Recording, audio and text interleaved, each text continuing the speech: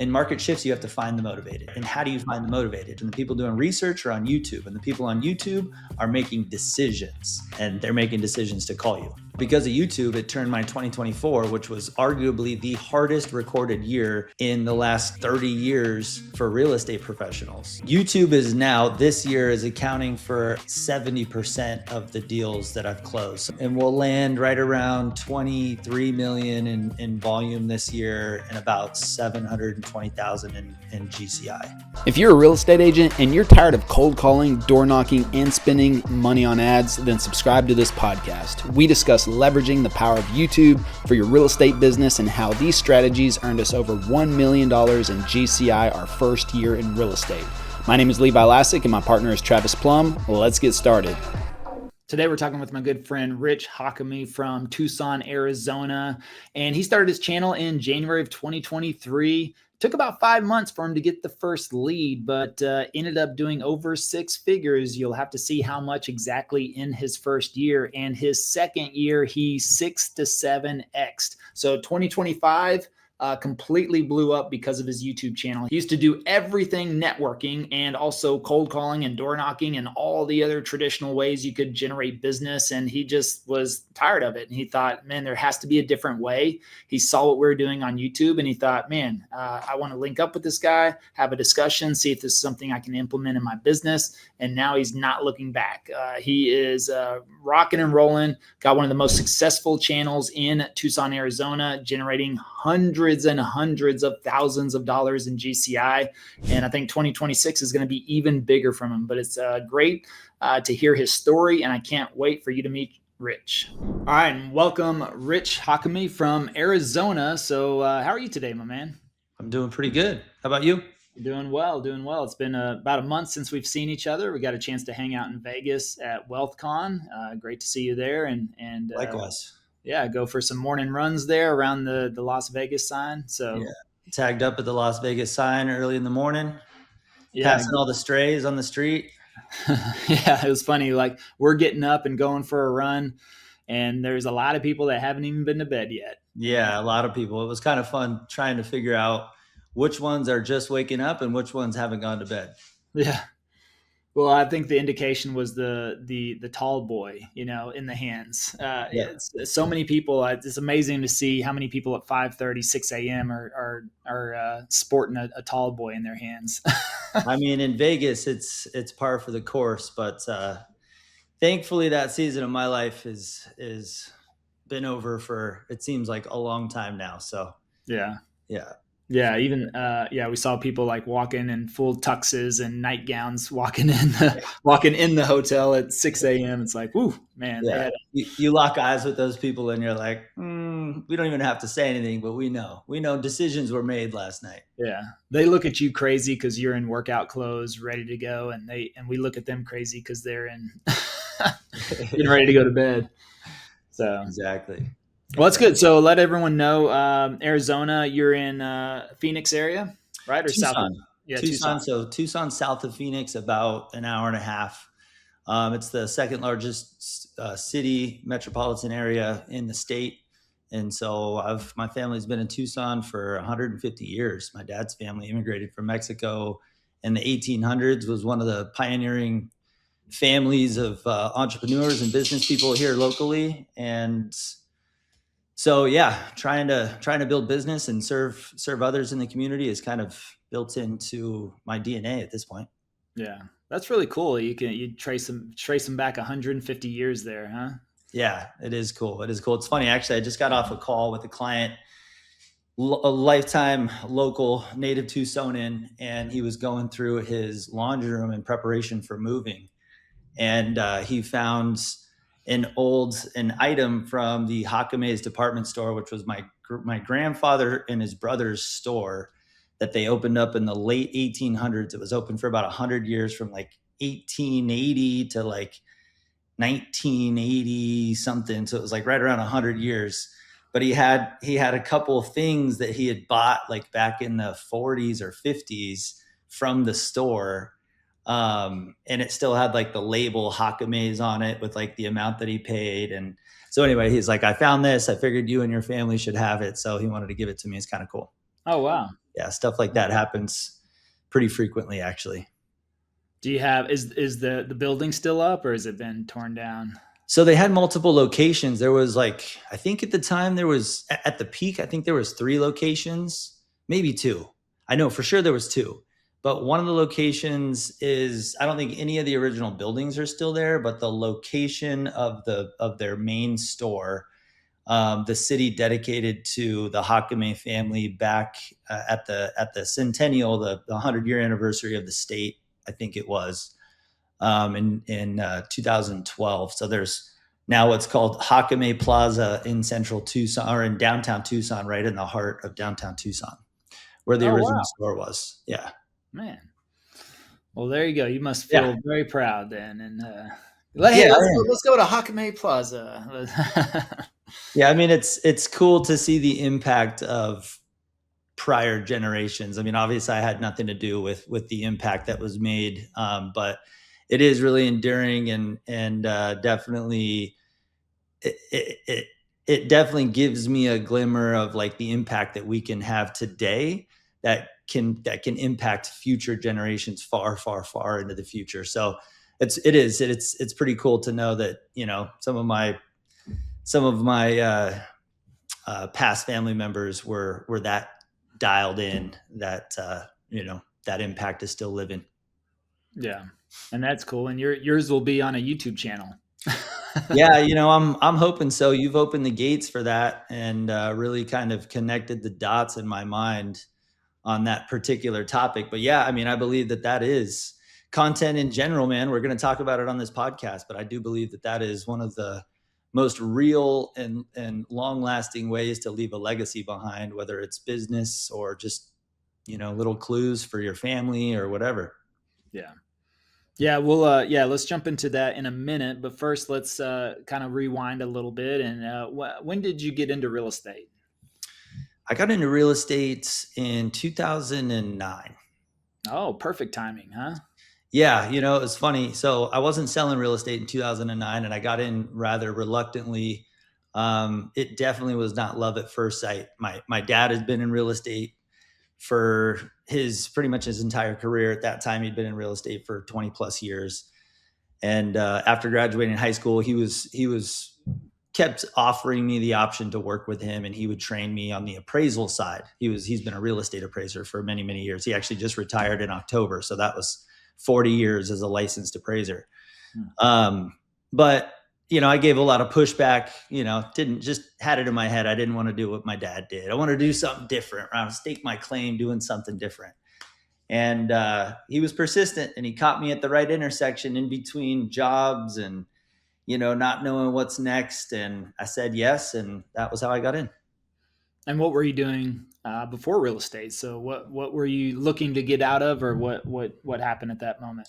I mean, I was in the service. Well, it was service industry and back of house. You know, working in kitchens, and you know, if anyone watching or you have worked in the back of the house, you know that's there's a whole entertainment factor that goes with that. So yeah, working in kitchens, Buffalo Wild Wings. I worked at the Tucson International Airport for, you know, a couple of restaurants over there, like nothing special, but just paying the bills.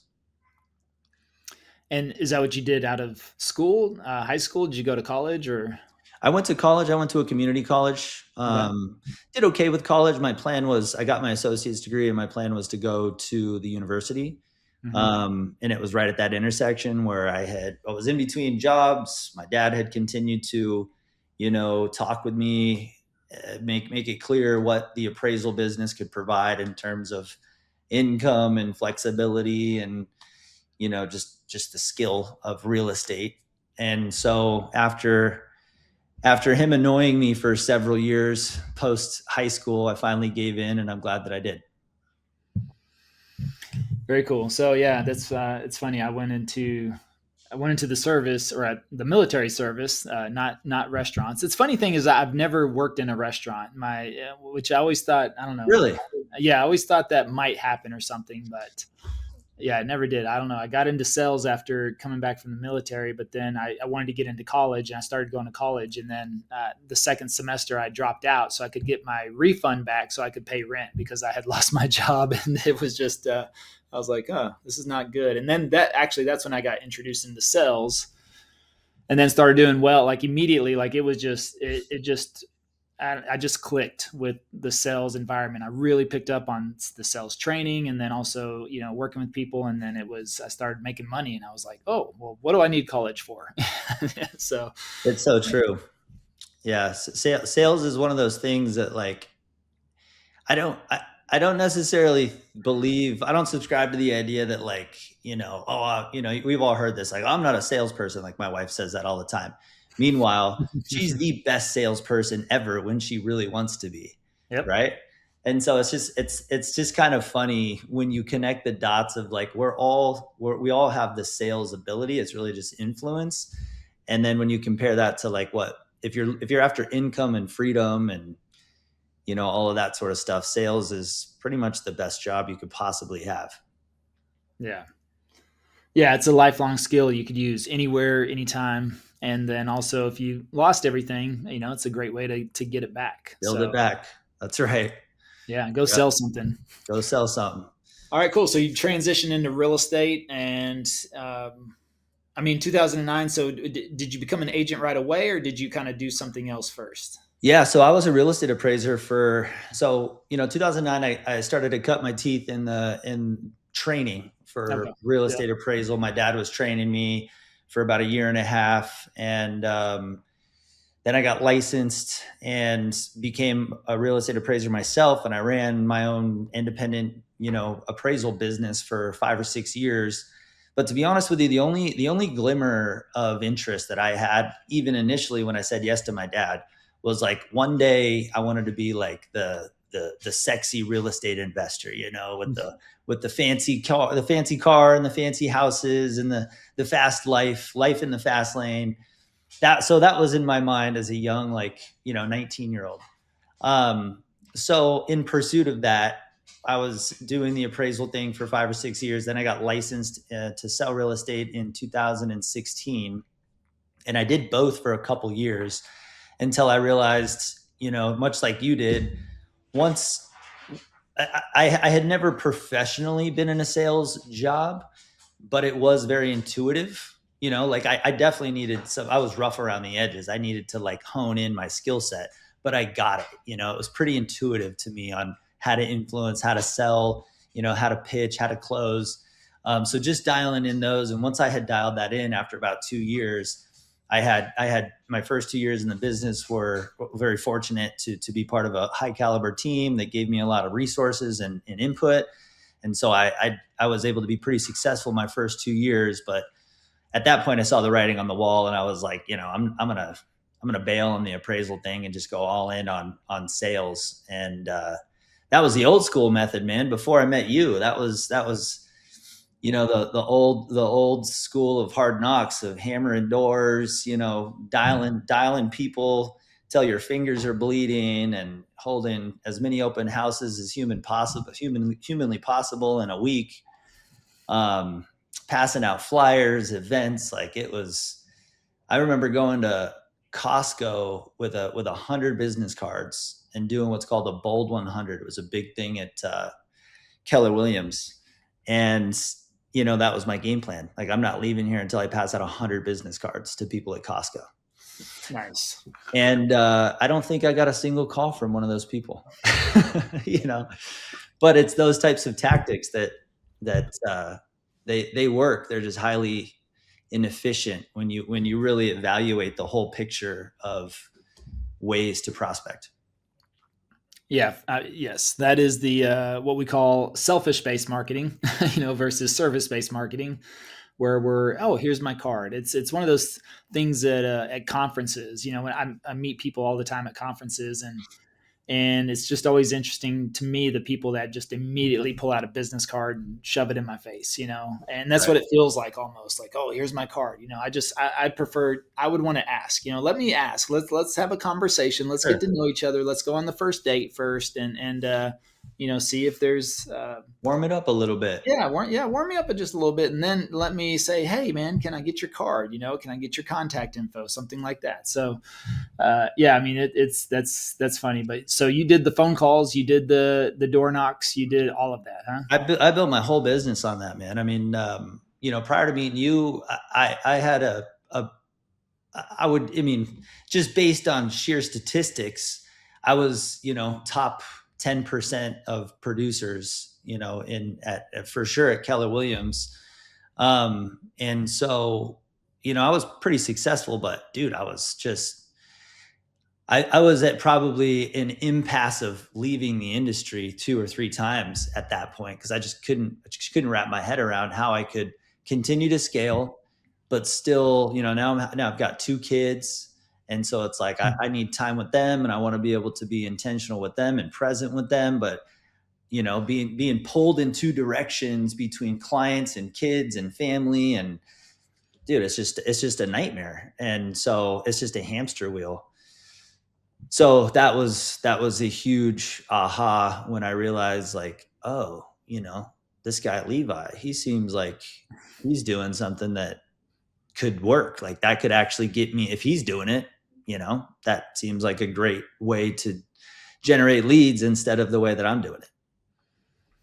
And remind me again, what was the first your introduction to what we were doing? Where did you see us first at?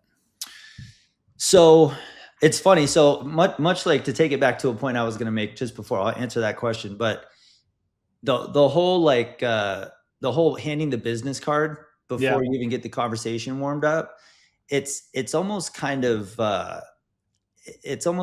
like, agents always wonder, at least the busy ones always wonder, like, why, how do I eliminate the chaos? It's like, well, one of the things I've learned is chaos comes from people you're not aligned with. The clients that you take on that you're not aligned with are the people that create the most chaos. And the reason you're getting clients you're not aligned with is because you're indiscriminately shooting a shotgun spray to just kill whatever's in front of you, instead of like being selective and making sure that it's an aligned client. And so that was something that I learned that was just huge about YouTube that I wanted to point out, because post YouTube, the chaos of my business has gone way down in terms of just the day-to-day transactional chaos. And busy agents will know what that feels like, because YouTube clients are going through a self-selection process. I never hear from the clients. I never hear from the prospective clients that don't like the way that I look, and don't like how fast I talk, and don't like my view and my perspective on things. That's cool. The ones I hear from are the ones that are like, yeah, okay, this guy, cool. He seems like, yeah, I think the same thing. I think the same way.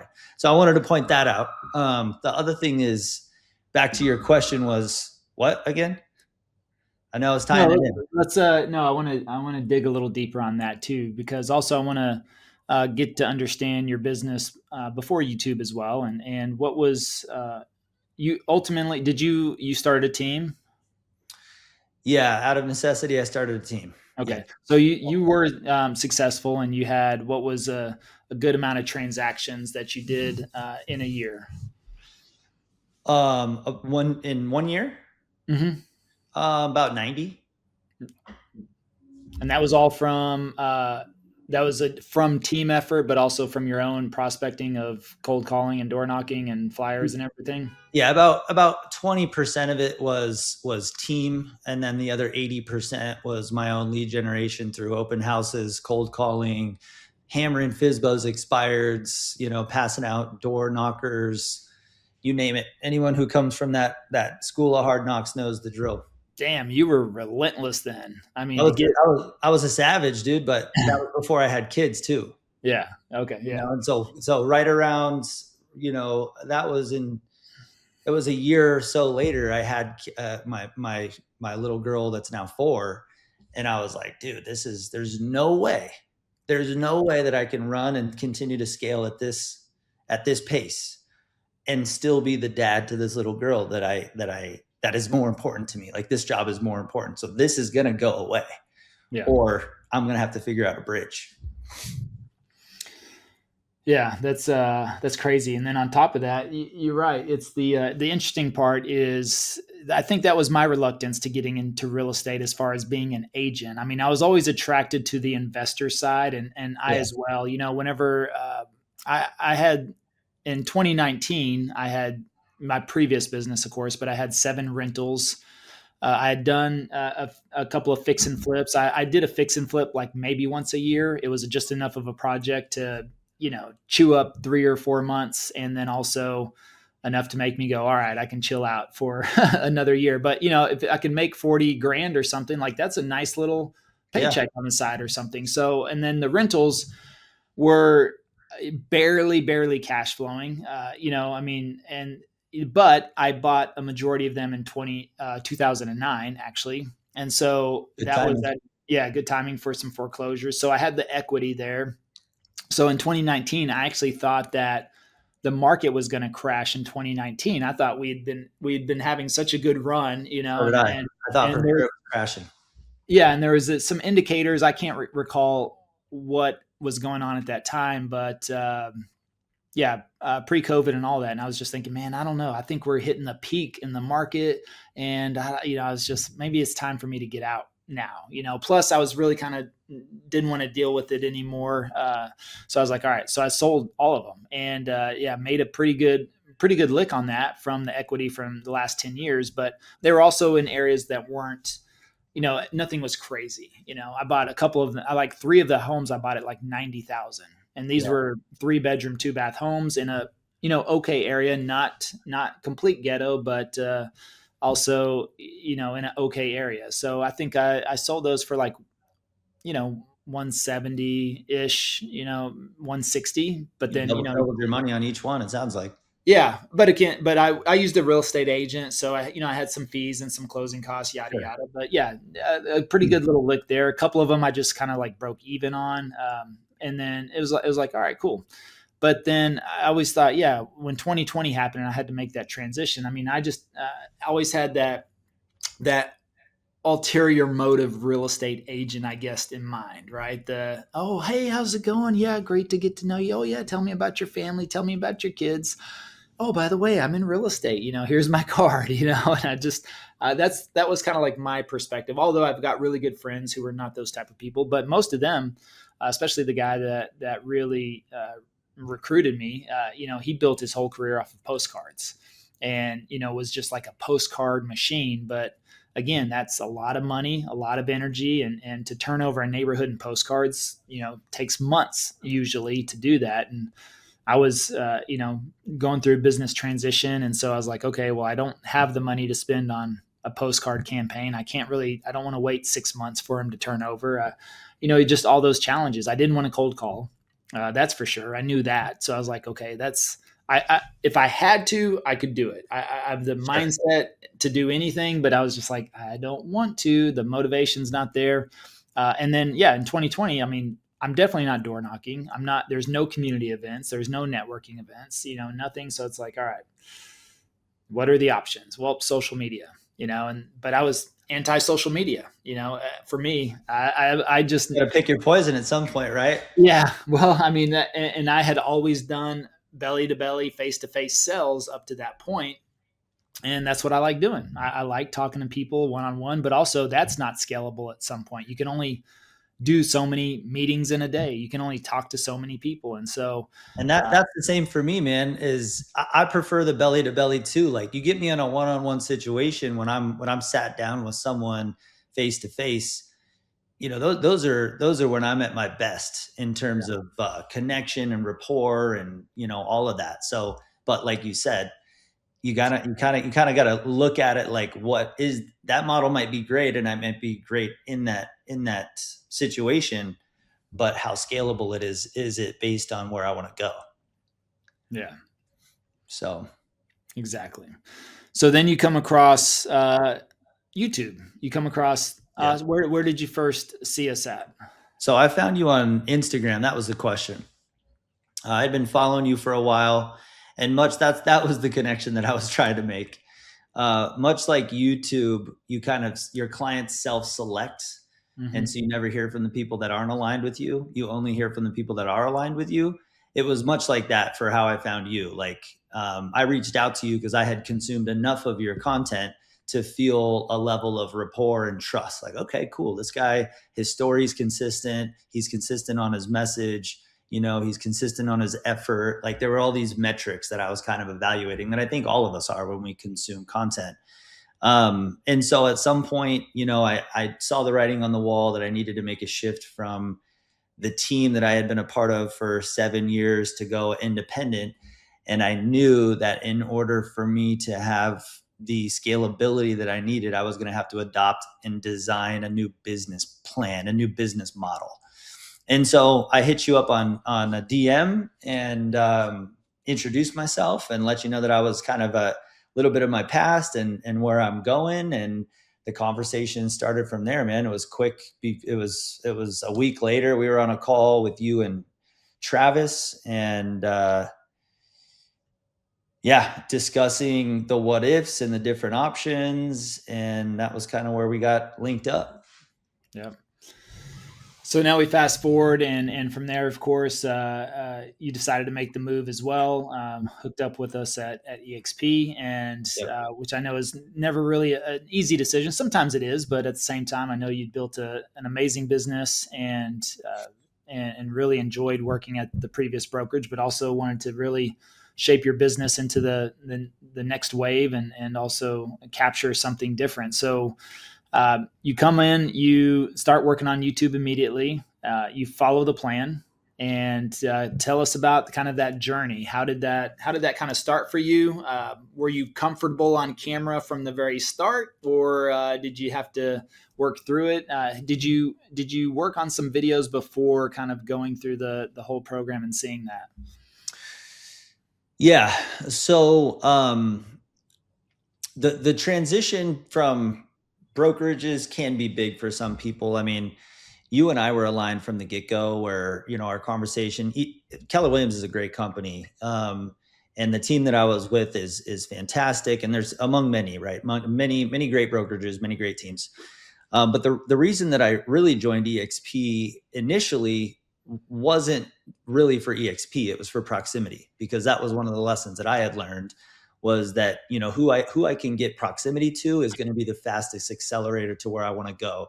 And once I had done my due diligence on you and Travis, I was like, okay, I need proximity to these guys. Like, I know that there's stuff I can give and pour into them and their world. And I know for sure these guys are going in a direction where, I'm headed as well. Like, I need proximity to people like that. And so that was why I jumped. And it wasn't until after I joined EXP, I realized, holy moly, this is actually the brokerage that I needed to join as well. I accidentally fell into that. But that's a different topic. Specifically for YouTube, me on camera, I mean, it was like a deer in headlights after getting hit by a car for the second time, getting back up after getting hit twice. And now I'm still in the headlights. It was not pretty. It was highly uncomfortable. And it's just kind of one of those things. It's like, I had to keep reminding myself, like, how bad do I want it? How bad do I want it? Because I know it'll work if I do the work. And so, it sucked. Like, I still don't watch most of my videos. Like, I've been doing this almost 2 years now. I've published close to 100 videos in that time. And I've probably watched less than 20% of my videos, just because it's still uncomfortable. Like, it's still like, hey, I put all my effort into it on the front end, did it, cool, send it to the editor. You guys got it? Okay, on to the next one. I'm going to turn this way. That's funny. Yeah, because again, people look at you and say, wow, handsome young man, a good communicator, clearly personable. And wait, you struggled getting on camera and recording a video. So, again, how did you work through that, other than just telling yourself, how bad do you want it? Was there anything else or was it just a mindset thing? Did you just say, you know what, I'm going to keep working through this? And how do you know you're improving if you're not watching your own videos? How do you know you're getting better? Or caveats. Yeah. So a couple things. I don't watch my entire videos. Gotcha. But Yeah. I'll look at the YouTube metrics and I'll go back and analyze where, where it's telling me that there's specific data that indicates there's something happening in the videos, and I'll go reanalyze my hook or, my intro or, so there I do consume and watch and review my videos, but start to finish, like especially those first ones, dude, those first 10, fire and forget. Those are gone. Rich is not watching those. Like those don't exist. But no, I think I think in terms of how do I convince myself to do it, you talk about this hyper learning thing, and I've heard that concept from related in a lot and defined in a lot of different ways from other people. In fact, I have a similar philosophy, but I think I can distinctly remember being in my office, much like this, a different office, camera in front of me, just like this, and just the noise and the dialogue going through my head is like an entire auditorium full of people. And it is overwhelming with noise in my head. And you have to be able to understand that, like, walking away, you have to sit in that. You just have to sit in that. It would take me an hour and a half some days to hit the record button. It would take me 30 intros to finally get it right. Do my intro, screw up. Damn it. Hit the delete button. Okay, restart, right? This is before I realized I could just keep it going and the editing team would take care of it. But I think one of the things that I did to push through that is I recognized I tied very clearly in my head how this action, even though it's super uncomfortable, how this action was going to relate to the result into the future that I wanted. And I knew that I wanted. All I had to do was sit in this pocket of discomfort. And then the second thing was I had to be okay with it being imperfect. I had to 100% surrender to the idea that there's going to be videos that I don't like. And honestly, there's going to be videos that people watching don't like. And I have to be okay with that because that's part of my learning process. And if someone's got an issue with that, then don't watch it. Watch another one. Like, you know what I mean? It's all good. You want to jump in my comments and tell me how bad my video was? Cool, dude. I get it. I'm not 100% all the time. But another thing that I've learned is that for every one of those comments of people saying, "Oh, this video, blah, blah, blah," there's 10 times more comments of people like, "Wow, this video was great. Thank you so much. And that's a great point. Thank you. Oh, we're moving at this time." And once you start to see the dynamic between the two, you realize that that's always going to exist. I mean, I look at Levi's comments. I look at other big YouTube real estate people's comments. It's the same stuff. You got the good and the bad. So yeah. I think those are probably the two things, but you really need to sit in it, dude. Like if you're going to commit to this, it will work if you do the work. And I think the hardest part of the work is right between our ears of saying, like, the discomfort of like, okay, here's the camera. What do I do with my hands? What do I do with my voice? Am I shaking too much? You got to just silence all that noise and just sit in it. The last thing that I was going to add in there that kind of helped me, and I don't remember whether it was you that said it or someone else, because I kind of got obsessed about making this work. And maybe that's the third piece. Maybe that is the third piece, is you have to be obsessed with making it work. So that's an obsession looks like it's almost a constant thought and constant effort of like, how do I get comfortable in front of a camera? What should I say? What's a hook? What's an intro? How do I deliver value throughout the video? All of that. You should be obsessed about that. But one of the things that I discovered in that obsession was developing a relationship with the camera lens as if it's like someone's face. So I don't remember whether that was you that had mentioned that or whether it was someone else, but that helped because now all of a sudden it helped me associate the camera lens. Instead of it being a camera, it's like, no, I'm talking to Levi. Yeah. Yeah, absolutely. No, I do talk about that quite a bit because for me, I didn't have a fear of the camera, or I just had to get comfortable with having a conversation with the camera. Mm-hmm. And as face-to-face salespeople, that's what our specialty is conversation. But right. Now here you don't have someone interrupting you or throwing out an objection, or you can't read body language. And so you really just have to be able to work through that and, laugh at your own jokes sometimes. You're the only one in the room. But yeah, I mean, having that conversation with the camera and making it natural and personable, so they do feel like you are talking directly to them. And so I do encourage people to not say, "Hey y'all," or "Hey guys," or "Welcome everyone back to my channel." Those types of intros are just kind of broadening out. It's not individualizing it. You got to remember that just one person is sitting on the other side of that screen when they're watching. Now, and maybe they're with their spouse, but ultimately, somebody in there is really researching this, making the decisions, or leading the decisions. And so that's who you're speaking to, is that one person. Even though it may get 10,000 views, those are 10,000 individual people sitting all over the country or even the world. By the way, we just got a lead yesterday from Romania. So it was like, "Hello, watching from Romania, I got a job transfer to Dallas. Need to make that move." It's like, It's awesome. bizarre. Yeah. Honduras, Costa Rica, Mexico, Canada, Puerto Rico.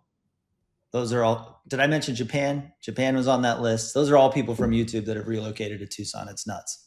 Wow. Yeah. So you're an international real estate agent now. For sure. Yeah.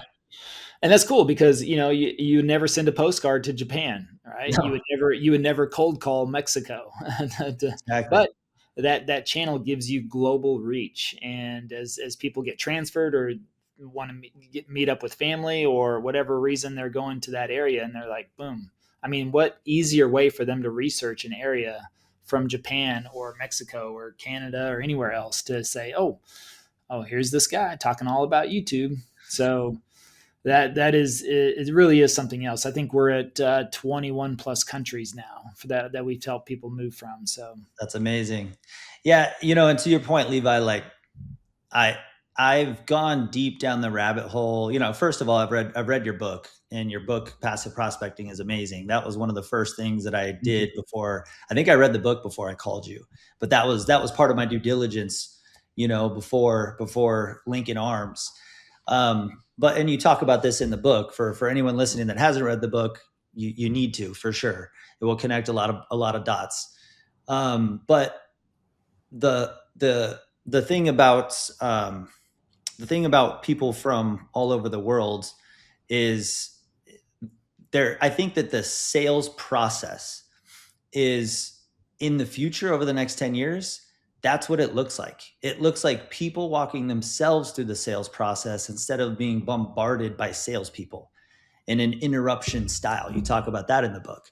Mm-hmm. I think the industry of sales has been predominantly an interruption-based thing for so long. I mean, look at how many spam calls we get, right? We call them spam, but really what they are is they're sales calls.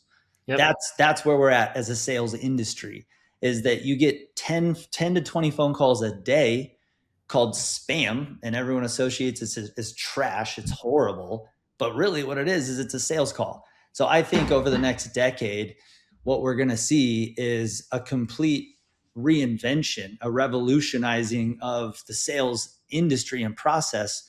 And if you don't have a brand, and if you don't have YouTube videos at your core where it allows people to have that intimate one-on-one experience with you and experience how you talk and what gestures you have, everything that makes rapport happen, just digitized. If you don't have that, you're literally missing your entire digital business card. Your digital fingerprint is missing. Nobody's going to see you. And so I think that's also really critical, is understanding where industries, not just real estate, but where sales as an industry is going over the next 10 years. That's my belief, is that nobody's making phone calls 10 years from now, except to people who have already given them permission to engage. Yeah. Yeah. And now there's a lot of laws and things around that now as well, which it's funny with all this stuff out there. I'm like, how do I get 20 spam calls a day? But I've gotten to the point where I don't answer my phone unless they're in my contacts. And on my voicemail, I think I just changed it to, hey, if you're a real person, shoot me a quick text, and I'll be happy to give you a call back. Because those robocalls and spam calls and AI calls now, I mean, they just go straight to the voicemail. And that's the other thing too. I don't want to answer and hello, and then it's a 3-second delay. Hi. Yeah. Did you know your car warranty is expiring? Your Google listing, your Google business profile. Yeah. Please, this is Joe from the IRS. I need to do the same thing. I still answer every call that comes through my phone, even spam. And my wife makes fun of me all the time, but as a real estate agent, I'm just trained to do that. But I should set that up. That's a good little. I'll have to send. I'll sell you $5 for that little tidbit of advice. That's great. Yeah. My voicemail says, "Hey, thanks for calling. You reached Levi Lascsak. By the way, if you're a real person, shoot me a text because Man, so I'm gonna sell you a steak dinner. You can take Cammie and Lucas too. There you go. But yeah, I mean, it's yeah, I don't know. And like I said, for me, whenever I made that transition, I've done sales all the different ways where I've actively prospected. I was always the best salesperson because I was the best prospector, and so I was always willing to chase down more people, but it's exhausting. I mean, it's every day you start over, every month you start over. And it's just like, man, I gotta figure out a different way. So this blew me away. I mean, I couldn't imagine if I would have started my sales career, and when YouTube came out in 2005, it would have been interesting. Like just to have a channel back then. I think about car salesmen, all these types of people that have these businesses where, I mean, you think about it, right? I mean, I think one of the most popular guys on Instagram right now does car reviews, and I would just think, man, if I was sitting in a dealership all day, would you rather make a video about the newest inventory, the newest car, the latest edition of the car, the latest model? Would that be more fun than just sitting there pounding the phones and waiting for somebody to walk in your dealership? And I mean, you would get people walking into your dealership every day probably saying, "Hey, I saw your video. Is that car still available?" Or at least they would call. Yeah. Completely different ball game. And that's what really blew me away was, making these videos and then getting the phone calls and people excited to work with you. I mean, where do you find that in sales? Where most people are apprehensive of sales. Yeah.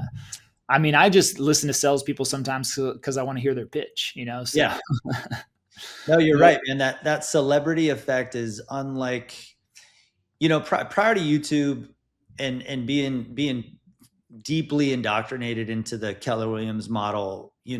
Sphere is the core. That's the lifeblood, right? Sphere, your past client referral or Sphere referral. It's like gold, dude. Like that is held in such a high regard. Just legendary status. If you're getting those calls, right? They're so warm and they're so, they're so connected and I experienced that. And that was the gold standard until I got YouTube leads. And then it's like, whatever that was, like, yeah, Sphere referrals are great. And, friends and family, they're awesome. Nothing against them. But YouTube leads are so highly aligned and so excited about you as an individual. Once you create authentic content and perspective for them to consume, dude, it's like, yeah, dude, they just when I get a YouTube call, which at this point we're getting 4 to 5 a week. I mean, I can always tell it's a YouTube person because they don't even say hello. They answer the phone and pick up the conversation as if we've been talking for months, and they're telling me about their house in Illinois and their dog and their mom and the combining of households and this one house they bought back in the day, and you mentioned that thing in this video, and it's 5 to 10 minutes of them just telling me about their story as if we've been talking for months. It's not even hey, Rich, it's not even an icebreaker. It's just like, they already know. You're like, you're my guy. Here's the information. What do I do next? Tell me what to sign and what to do. It's crazy. Yeah, it is. And it's funny because you might even answer the phone and they're like, Rich. They might just call you out by first name. Yeah, or they'll be like, "Oh, I didn't know that you'd actually answer the phone." I'm like, well, this is my business. Who do you think's going to answer the phone? Yeah, it's funny. Well, I mean, that's, going back to the answering all your calls regardless, even if they're spam.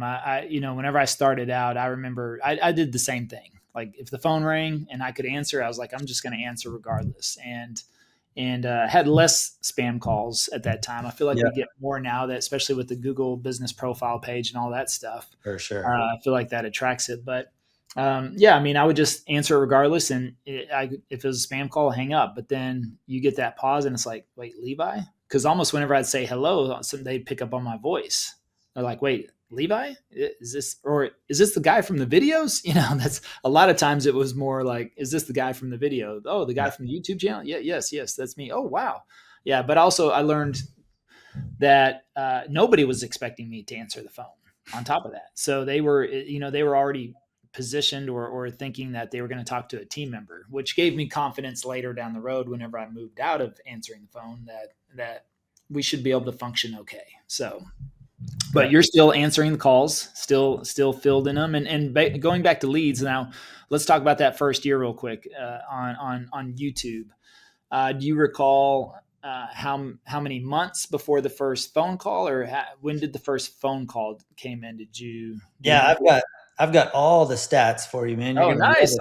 I love it when people come prepared. Yeah, dude. Let me bring this up for you so that I can talk intelligently. So I do know it was 5 months, almost exactly, Wow. Okay. to the first lead.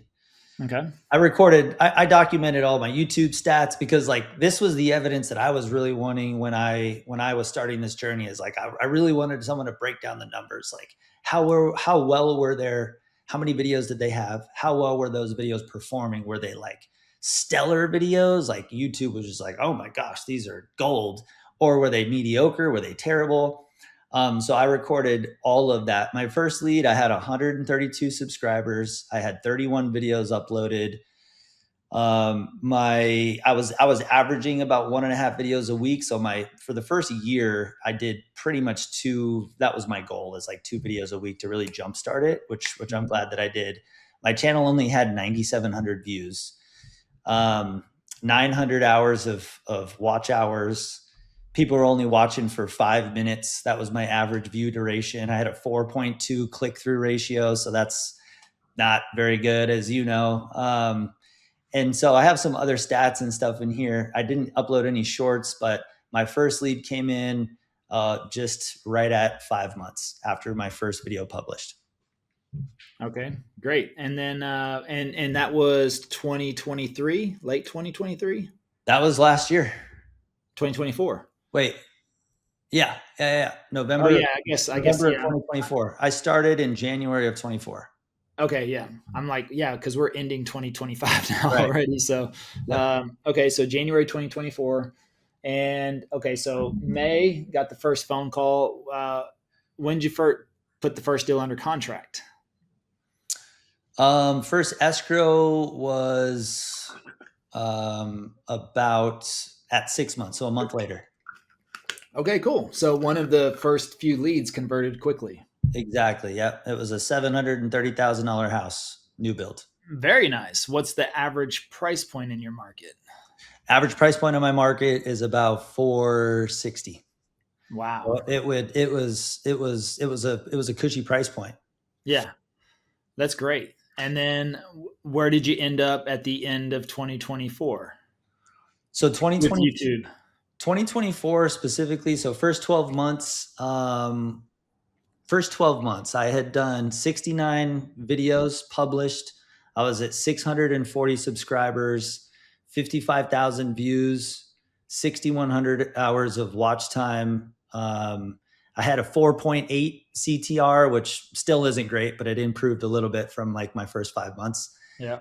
And I had 42 leads my first year, 12 signed agreements, and about $70,000 in pending GCI.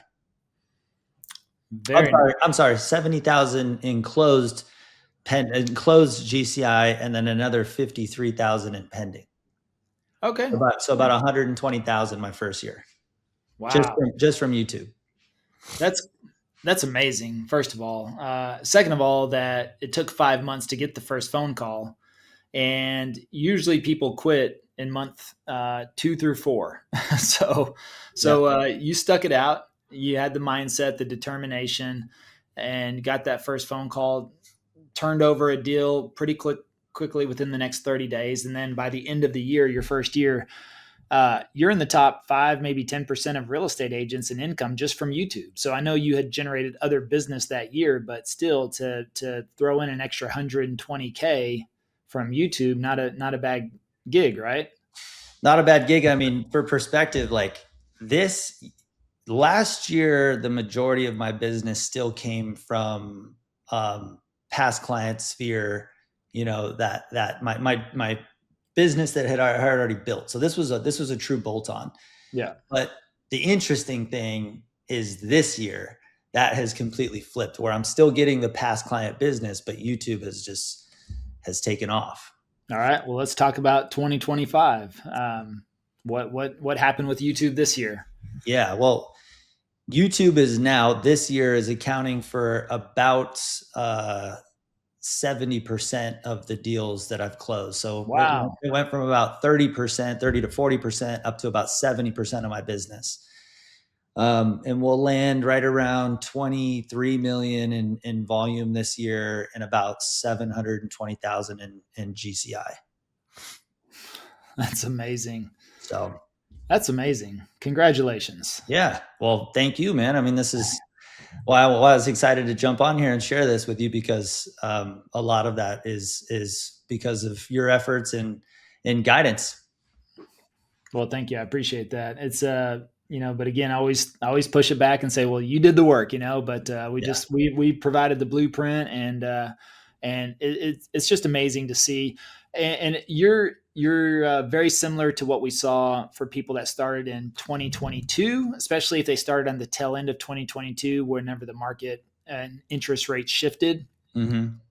The first year, okay, or just a couple of deals or something. It was year 2 that completely blew up. So if they started in 2022, like 2023 was a great year, even though that was a bad year for most people. Right. People that started in 2023 did okay, but then 2024 just was a complete,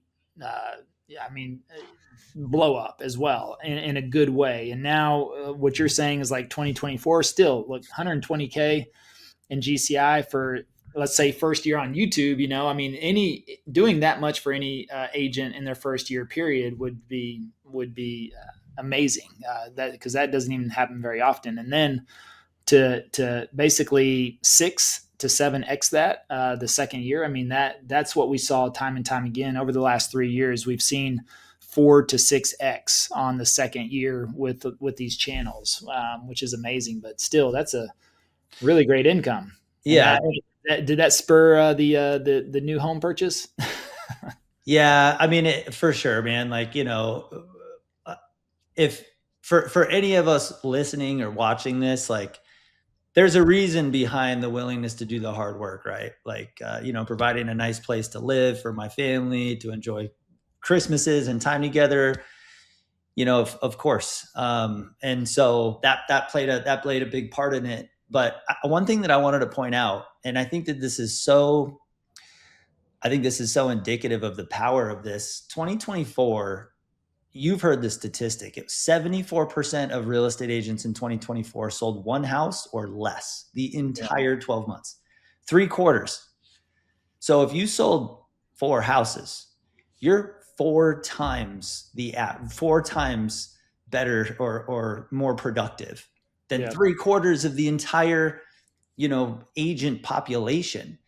And so that's only 4 houses. And so I have to attribute, like, my production in 2024 would have been much, much more reasonable had it not been for YouTube. But because of YouTube, it turned my 2024, which was arguably the hardest recorded year in the last 30 years for real estate professionals. And it turned it into, like, probably one of my most profitable years, making a jump from a team and, being able to kind of benefit from that profitability as well. But roll that into 2025, the momentum continues, and I think that's another big component of it. Of the market is still tough here in Tucson, but because YouTube is prospecting for a very specific type of buyer, relocation buyer, their urgency. At Keller Williams, they always taught us, like, in market shifts, you have to find the motivated, right? And how do you find the motivated? Well, that's exactly what YouTube has done, because the motivated are the ones taking action, and the people taking action are doing research, and the people doing research are on YouTube, and the people on YouTube are making decisions, and they're making decisions to call you. Yeah. Yeah, whenever they called you, it's game over at that point. I mean, they've pretty much chosen you, unless you do something to screw up that relationship. They've chosen you at that point whenever they call you. Yeah, I mean, they've made the decision. By the time they call me, they're not interviewing. They're done. They've been interviewing me for 3 months, watching me on their TV.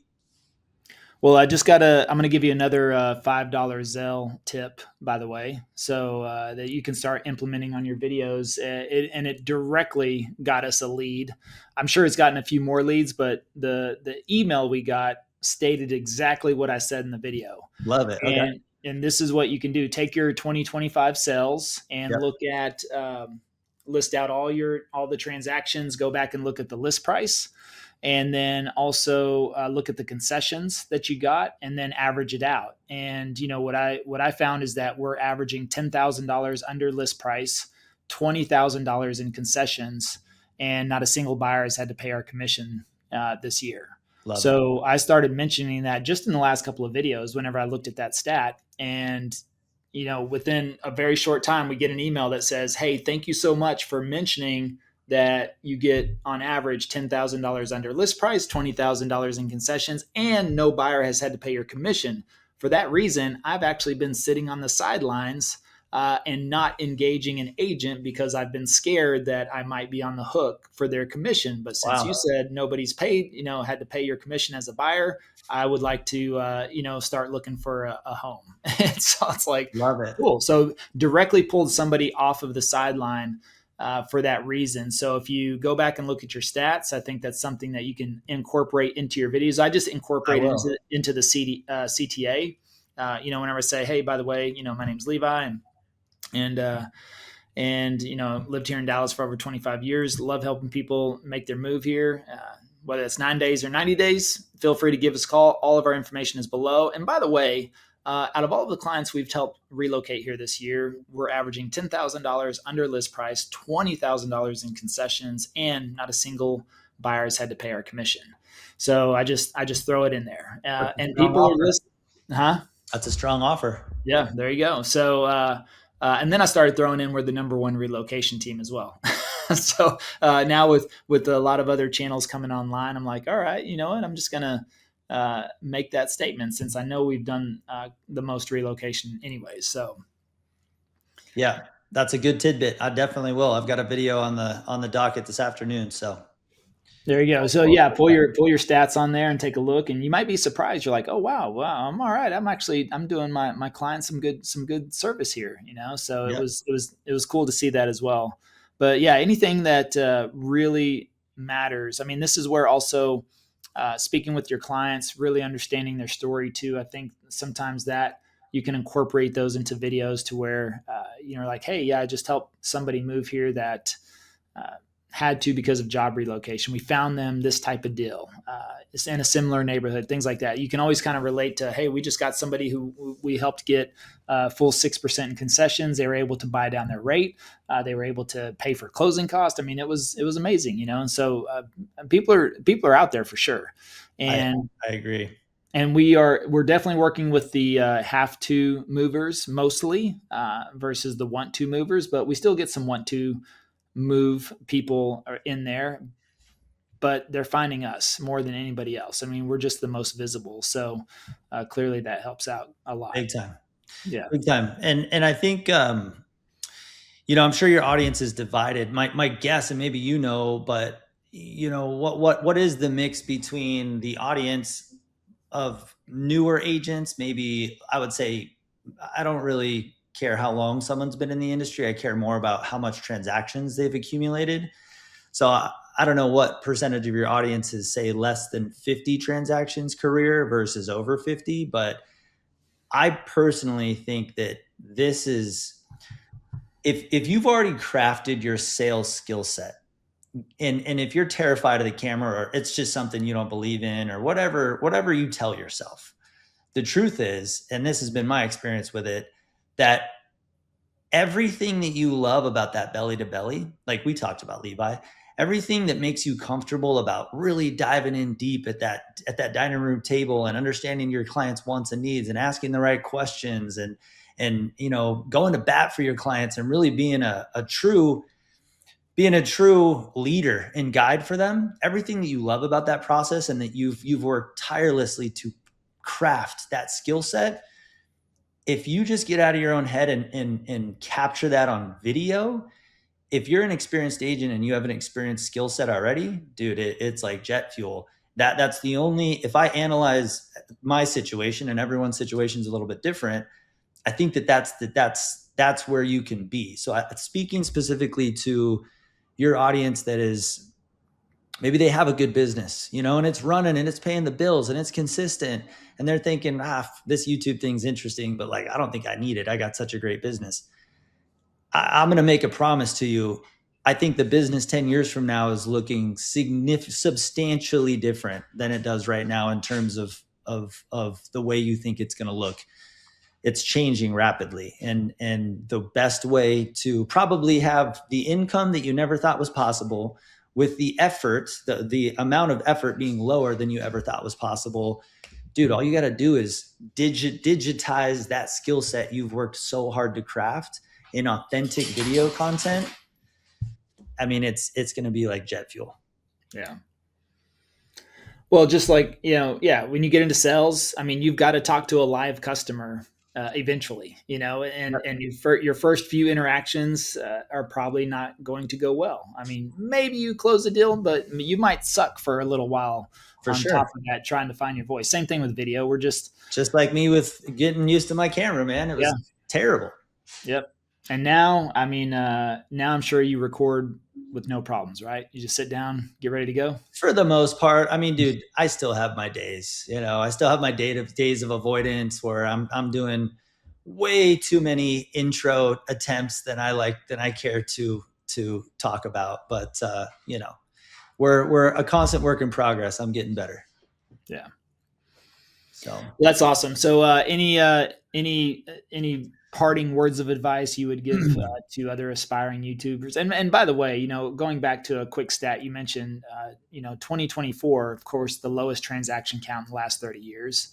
Like you said, for most people, 74 agents sold one home or less. And actually, I think 71% didn't sell a home. So only like 3% sold one home.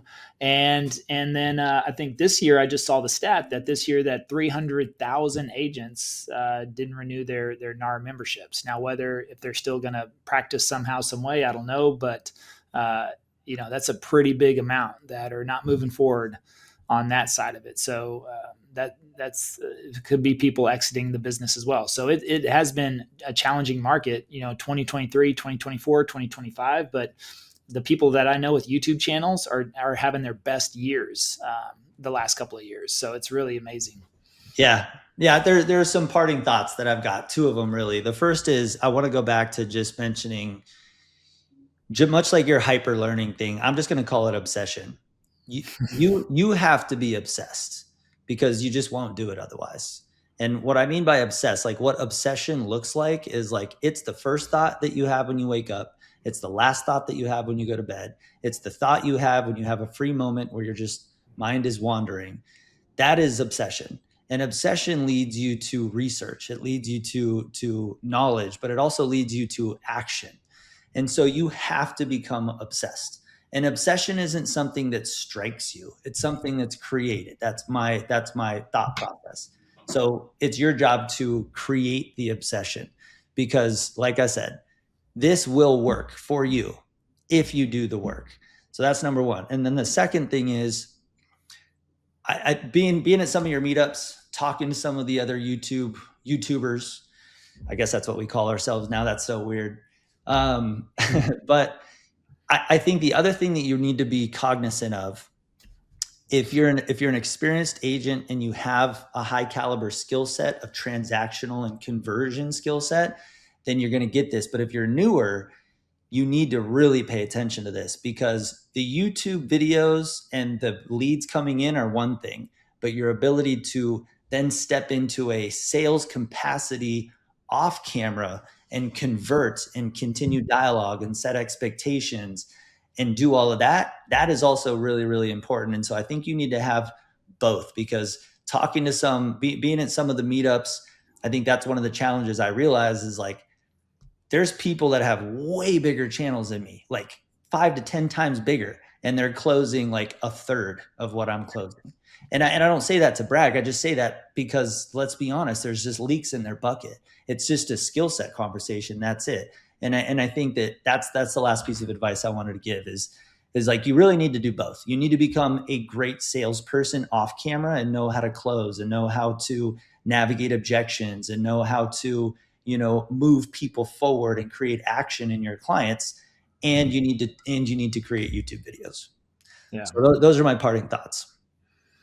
That's awesome, man. Well, Rich, congratulations to you and your success. Amazing 2025. I can't wait to hear what 2026 has in store for you as well. So always fun, always great to get together and talk with you as well. I enjoy our conversation. So likewise, brother. Thank you for everything you do to pour into this and provide this valuable information and content for everybody. It's been a pleasure being on, and I can't wait to see you at the next event, whatever that is. I'm sure it'll be next year sometime.